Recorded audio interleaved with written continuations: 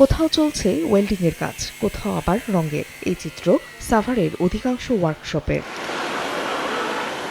ঈদকে সামনে রেখে প্রতি বছর সড়কে পরিবহন সংকটের আশঙ্কা থাকে। এজন্য ত্রুটিপূর্ণ পরিবহনগুলোকে নতুনের মতো করে তুলতে দিনরাত কর্মব্যস্ততায় কাটছে শ্রমিকদের। পুরান গাড়ি, নতুন গাড়ি, অ্যাক্সিডেন্ট হওয়া গাড়ি, যত গাড়ি আছে আয়না ঠিক করা হয়। ঈদের সময় তো কাজের চাপ অনেক বেশি, এই কারণে রাত দিন সময় কাজ করতে দিতেছে।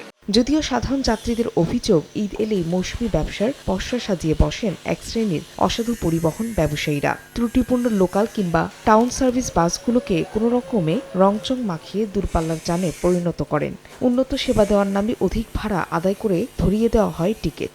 এতে সড়ক দুর্ঘটনায় আতঙ্ক এবং ভোগান্তি দুটি পোহাতে হয় ঈদে ঘরমুখ মানুষদের। চকচকা থেকে আমরা চড়ি, পরে তো দেখি গাড়ি তো নষ্ট হয়ে থাকে। ফিটনেস বিহীন গাড়ি হাইওয়ে রোড বা এরকম রাস্তাঘাটে চলাচল না করুক। এদিকে অভিযোগ পেলে প্রয়োজনে অভিযান চালানোর কথা জানায় হাইওয়ে পুলিশ। ফিটনেস বিহীন গাড়ির বিরুদ্ধে আমাদের যে অভিযান এটা চলমান থাকবে, যেন তারা অন্তত ফিটনেস বিহীন গাড়ি রাস্তায় না নামাতে পারে। সাভার বিআরটি এর অফিসের তথ্য মতে, জনবহুল এই অঞ্চলের সড়ক মহাসড়কে চলাচলরত অসংখ্য গণপরিবহনের 4 ভাগের প্রায় 1 ভাগই লক্কর ছক্কর। সময় সংবাদ, সাভার।